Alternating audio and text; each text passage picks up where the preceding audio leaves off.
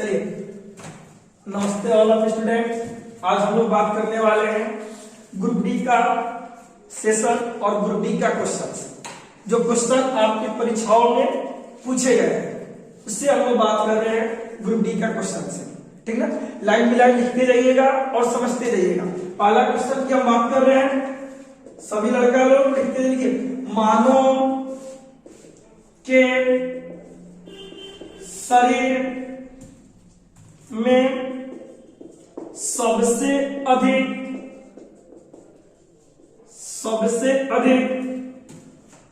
मात्रा में कौन सा यौगिक होते हैं। मेरे साथ लिखते हुए जाइएगा ना, साथ साथ चीजें तैयारी हो जाएगी। Option number 1 protein, option number B fat, option number C carbohydrate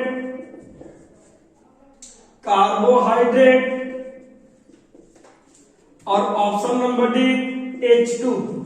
ठीक है ना, ये आपके क्वेश्चंस ग्रुप डी के पेपर में पूछे गए हैं। ऐसे तो आपको क्वेश्चन की कोई लेवल नहीं होती है, वो किसी भी परीक्षाओं में पूछे जा सकते हैं। एक साधारण क्वेश्चन और एक आसान भी क्वेश्चन है। ठीक है ना, बात कर रहे हैं ना, मानव के शरीर में सबसे अधिक मात्रा में कौन से यौगिक होते हैं। हमने पूरे क्वेश्चन सजे इस बार आने वाले क्वेश्चंस को हमने लिख लिया है कि कौन कौन क्वेश्चन आपके पेपर में आया हुआ है और किस किस क्वेश्चन को हम लोग को पढ़ना होगा। ठीक ना, तो पहले इसका आंसर करते हैं। कौन सा आंसर होगा, प्रोटीन होगा कि फैट होगा कि कार्बोहाइड्रेट होगा कि H2 होगा। पहली बात सर, H2 कोई चीज नहीं है, इसको हटा दीजिए। ठीक ना, लेकिन मानव के शरीर में सबसे अधिक मात्रा में कौन सा यौगिक होते हैं, तो प्रोटीन होते हैं। कौन से होंगे, प्रोटीन होंगे। थोड़ा सा बोर्ड पर देख लीजिए। ठीक है, सबसे पहले होते हैं बाबू जल, जल के बाद होंगे प्रोटीन, प्रोटीन के बाद होंगे फैट, फैट और फैट के बाद होंगे कार्बोहाइड्रेट, कार्बोहाइड्रेट। ठीक है, अब देखिए लाइन से और क्रम से। मानव के शरीर में सबसे अधिक मात्रा में कौन सा यौगिक होते हैं, प्रोटीन होंगे। अगर प्रोटीन नहीं रहे तो फैट हो सकते हैं, अगर फैट नहीं है तो कार्बोहाइड्रेट हो सकते हैं। लेकिन सबसे ज्यादा यौगिक के पूछे तो जल, जल के बाद प्रोटीन, प्रोटीन के बाद फैट और फैट के बाद कार्बोहाइड्रेट। उम्मीद करते हैं सभी आपको समझ में आ रहा होगा। लाइन से और धीरे धीरे हर उस प्रश्न को करेंगे हम लोग जो आपके ग्रुप डी के पेपर में पूछा गया है। ठीक ना, और जहां आपके पेपर है ध्यान से सुन लो बाबू। 23 फरवरी से रेलवे मंत्रालय के द्वारा सूचना जारी किया गया है कि रेलवे ग्रुप डी की पेपर होगी, तो होने दीजिए, उससे कोई डरने की बात नहीं है। जितने भी क्वेश्चन होंगे हम सबका आंसर देंगे, एक एक क्वेश्चन का और एक एक प्रश्न का रेलवे ग्रुप डी का। ठीक ना, अब अगला क्वेश्चन को हम लोग देखते हैं। लाइन से बने रहिए, देखते जाइए अलग अलग क्वेश्चन लिखते जाइएगा इस क्वेश्चन को। देखिए अगला क्वेश्चन की बात करते हैं हम लोग। अगला क्वेश्चन है बाबू सोडियम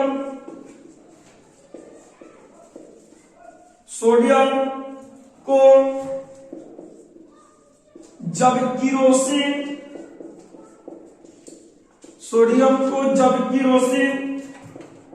में रखा जाता है। ऑप्शन की बात करते हैं, देखते जाइए। भौतिकी परिवर्तन,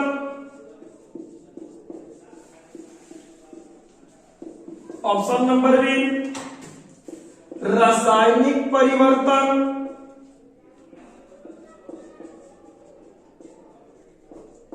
ऑप्शन नंबर सी तापीय परिवर्तन,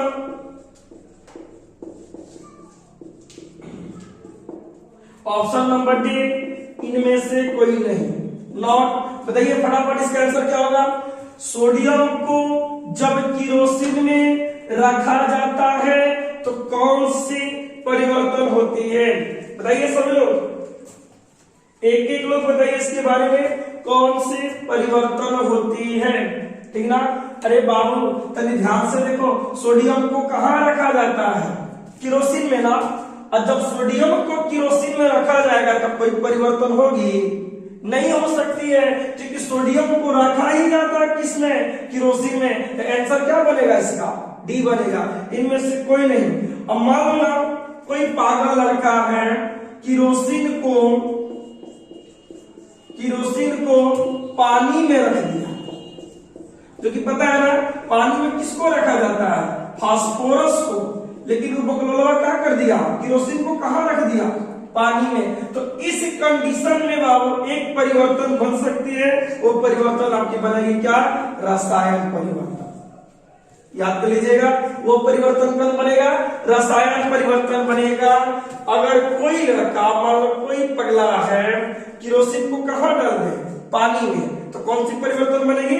रसायन परिवर्तन बनेगी, ठीक ना। लिखते जाइए, अगला क्वेश्चन की बात करते हैं हम लोग। अगला क्वेश्चन की बात करते हैं हम लोग।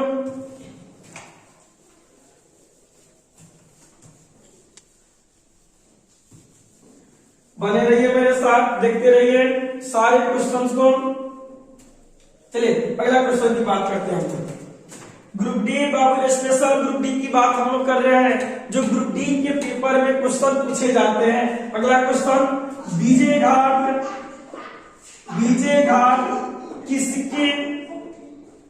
बीजे घाट किसकी समाधि स्थल है? तरीके से, option number 1 Indira Gandhi, option number B Lal Bahadur Shastri, option number C Jawaharlal Nehru, option number D Mahatma Gandhi, ठीक ना। क्वेश्चन को देखते रहिए, ठीक ना, समझते रहिए कि विजय घाट किसकी समाधि स्थल है, ठीक ना। ऑप्शन नंबर 1 इंदिरा गांधी, लाल बहादुर शास्त्री, जवाहरलाल नेहरू और महात्मा गांधी। फटाफट बताइए इसका आंसर क्या होगा, जल्दी से बताइए इसका आंसर क्या होगा। देखिए ये 2 बार क्वेश्चन पूछा गया है, एक बार एनटीपीसी में भी पूछा गया और एक बार ग्रुप डी में पूछा गया। और सिपाही की परीक्षा में तो कहना ही नहीं सर कितने बार ये सब क्वेश्चन पूछे गए हैं। विजय घाट किसकी समाधि स्थल है? किसकी हो सकती है? देखिए तरीके से देखते हैं बाबू, जो बहादुर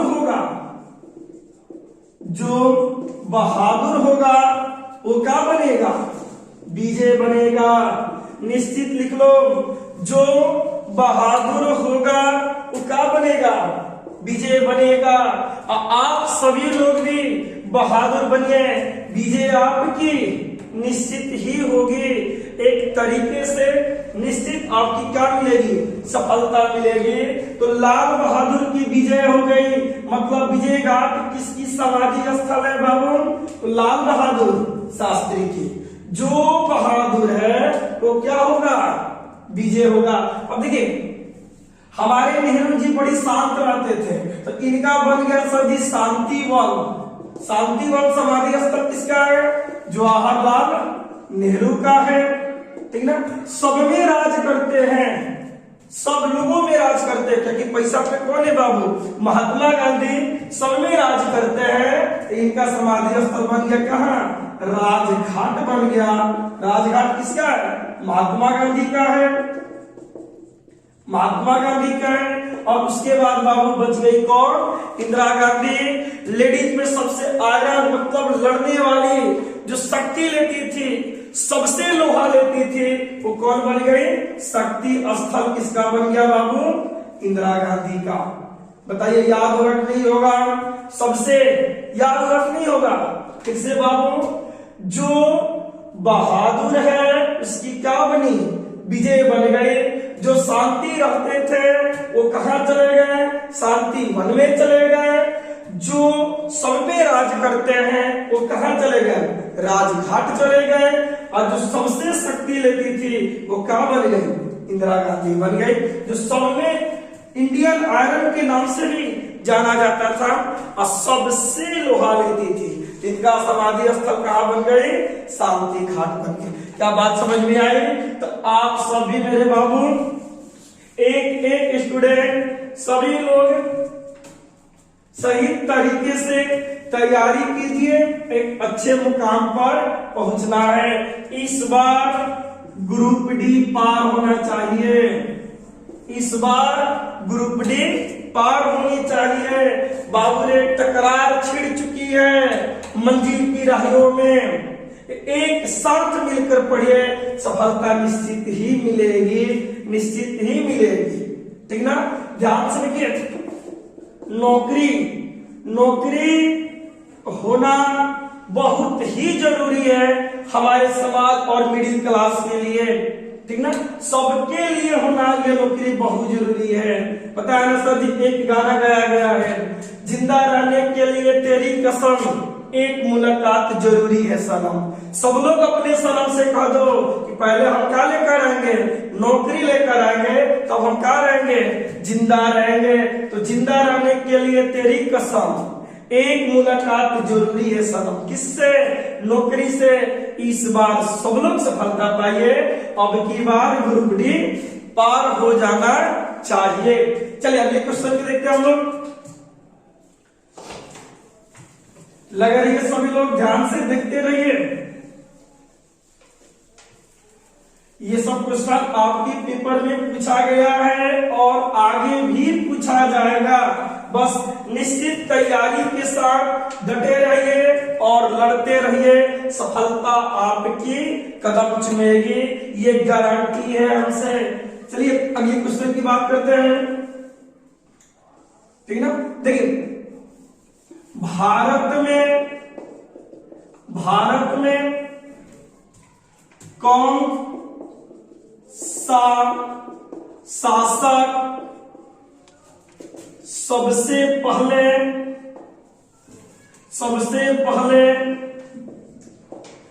नहरों का निर्माण करवाया? देखते रहिए, एक एक क्वेश्चन इस बार सफल होंगे। ठीक ना? ऑप्शन में MBT, option number B FST, option number C Ghiyasuddin Tughlaq और option number D Razia Begum सुल्तान।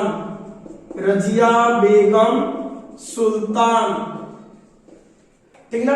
अब देखिए, भारत में कौन सा शासक जिसने पहले नहरों का निर्माण किया? इस बार पढ़ जाए मेरे बाबू, नहीं तो फिर दूसरा लेके जाई। दम गारंटी रही है, इस बार आपकी लैला आपकी होनी चाहिए। पढ़ लीजिए और नौकरी ले लीजिए, ना तो फिर दूसरा लेके जाई, एकदम गारंटी है सर जी। तो भारत में कौन सा शासक सबसे पहले नहरों का निर्माण किया? तो सबसे पहले नहरों का निर्माण किसने किया? गियासुद्दीन तुगलक ने किया। और नहरों का सबसे बड़ा नेटवर्क फैलाया किसने? फिरोज शाह तुगलक ने फहराया। और ये बाबू बना हमारा पागल, सनकी और रक्त पिशासु। पागल, सनकी, रक्त पिशासु शासक किसे बोला गया? मोहम्मद बिन तुगलक को बोला गया, जिसके शॉर्ट फॉर्म में हम लोग क्या जानते हैं? एमबीटी। बात समझ में आ रही नहीं आ रही है? अगली क्वेश्चन की बात करते हैं हम लोग।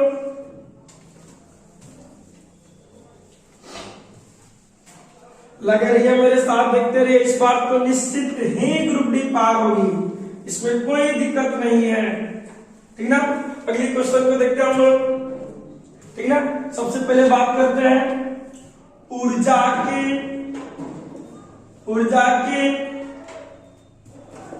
व्यवहारिक या व्यवसायिक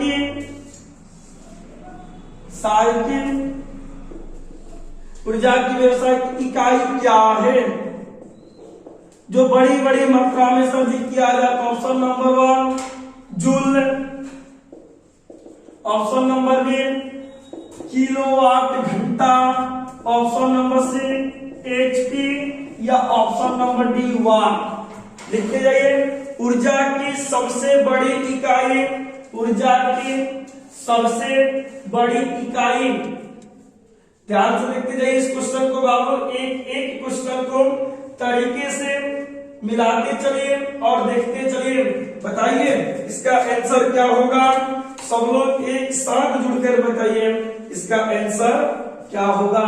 तो ऊर्जा की ऐसे सभी ऊर्जा की एसआई इकाई जूल होती है, लेकिन ऊर्जा की व्यवसायिक मतलब जहां काम किया जाता है बड़े बड़े उद्योगों में, वहां क्या होती है, किलोवाट घंटा होती है। याद कर लेना, किलोवाट घंटा होती है।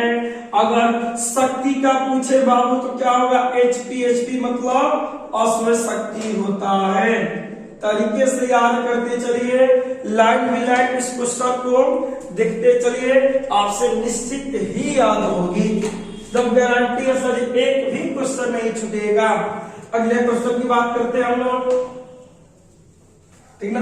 बहुत सारे लोगों ने कमेंट किया कि सर जी क्वेश्चन ज्यादा कर रही है, धीरे धीरे बाबू सब चीज हो जाएगा, हौले हौले समय अनुसार हर कुछ होगा, ठीक ना।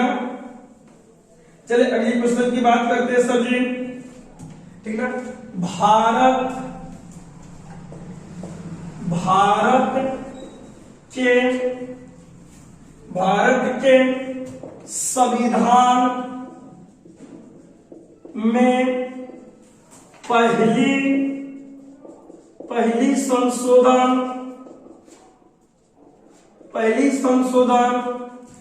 कब किया गया। अरे बाबू आसान क्वेश्चन है, ये ग्रुप डी का पूछा हुआ क्वेश्चन है और आसान क्वेश्चन है। यही सब क्वेश्चन आपके पेपरों में आते हैं। Option number 1950, option number B 1951, option number C 1960 और ऑप्शन नंबर डी 1947। बताइए बाबू फटाफट सब लोग बताइए क्या होंगे इसका आंसर, ठीक ना। फिर से देखिए, बाबू ने संविधान की बात कर दी तो हमारे देश के संविधान, और एक बात हुई क्या, संशोधन, ठीक ना। तो फिर से ध्यान से देखिए, संशोधन जो बात है वो दक्षिण अफ्रीका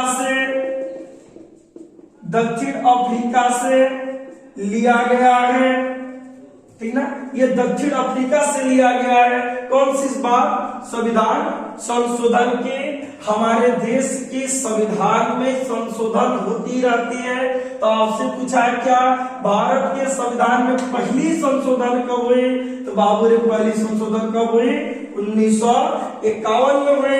ये देखिए ये ऑप्शन तो 47 दे रहा है, साल 47 में संविधान भी नहीं बना था।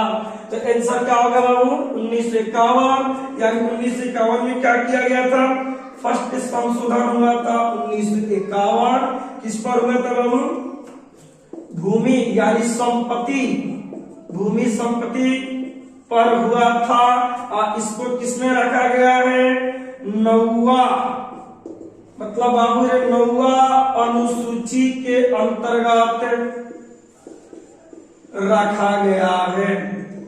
क्या याद होगा कि नहीं होगा बाबू, सबसे याद हो जाना चाहिए इस क्वेश्चन को कि पहला संविधान संशोधन किस समय हुआ, 1951 में हुआ। और किस पर हुआ, संपत्ति अधिग्रहण यानी भूमि अधिग्रहण पर हुआ। अगला क्वेश्चन की बात करते हैं हम लोग, ठीक है। अगला क्वेश्चन, लास्ट क्वेश्चन को हम लोग देख रहे हैं। अगला क्वेश्चन सब लोग देख रहे हैं, ठीक ना। सभी लोग ध्यान से सुनिए, क्वेश्चन क्या है, पंचायती राज व्यवस्था किस अनुसूची में है। ये क्वेश्चन आपके एग्जाम में पूछा गया है, ठीक ना। अब स्पेशल क्वेश्चन आपके ग्रुप डी का ही हम करा रहे हैं। सीखते जाइए और देखते जाइए, पंचायती राज व्यवस्था किस अनुसूची में है, ठीक है ना। पहले बारी बारी से सबको देखते हैं हम लोग। पहले इसकी ऑप्शन नंबर 12 को, option number 12 sorry option number D का 12 नंबर का 12 में सर जी नगर व्यवस्था, ठीक ना, यानी कि नगर पालिका।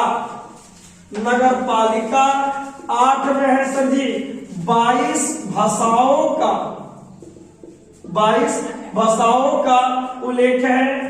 और 10 में है बाबू दल बदल कानून। और 11 है आपका क्या, पंचायती राज व्यवस्था। फिर से रिपीट करें, पंचायती राज व्यवस्था किस अनुसूची में है, तो 12 में क्या नगर व्यवस्था, 8 में है 22 भाषा, 10 में है दल बदल, 11 में है पंचायती राज। उम्मीद करते हैं सर जी आपको सेशन पसंद आया होगा, तो लाइक कमेंट और सब्सक्राइब ज्यादा से ज्यादा कीजिएगा। Thank you.